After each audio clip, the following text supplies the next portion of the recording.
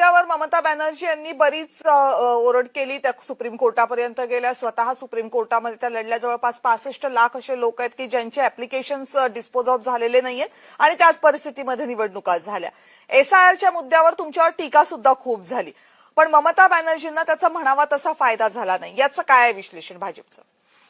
कविताजी, SIR काही फक्त पश्चिम बंगालमध्ये नाही झाला, त्या ज्या ज्या राज्यात निवडणुका झाल्या तिथे सगळीकडे झालाय. आणि दुसरं, एसआयआर मध्ये ज्यांचे नावं कटले त्याच्यात 2/3 हिंदू नाव आहेत आणि 1/3 मुसलमान नाव आहेत.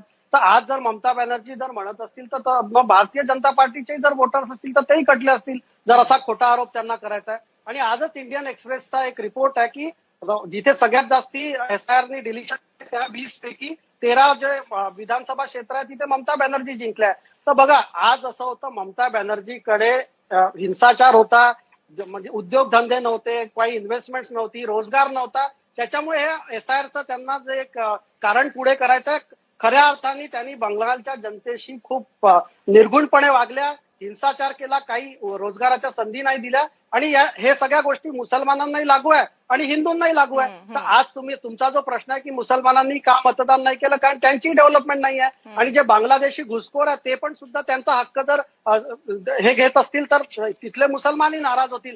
तर कसं आहे, एक महिला सुरक्षा असो किंवा रोजगार असो, उद्योगधंदा असो किंवा बिझनेसच्या संधी असो, काहीच नाही ना त्या राज्यात. आज मला सांगा, देवेंद्रजींचं तुम्ही दिनचर्या पहा, दिवसातनं 4 एमओयू किंवा 2 प्रोजेक्ट ते अनाऊन्स करतात. ममता बॅनर्जींनी 15 वर्षात मला सांगा कोणते प्रोजेक्ट अनाऊन्स केले किंवा कोणत्या प्रोजेक्टचं उद्घाटन केलं, कोणतं इन्व्हेस्टमेंट समिट झालं तिथे, किती उद्योगधंदे नवीन आले, किती इन्व्हेस्टमेंट आली. त्याच्यापेक्षा पलायन झालाय. बंगाली जो युवक आहे तो त्यांच्या राज्याच्या बाहेर गेला. बंगाली लोकांना तिथे काम नाही मिळालं आणि इतके इंटेलेक्च्युअल कम्युनिटी असताना त्यांना बाहेर जावं लागलं.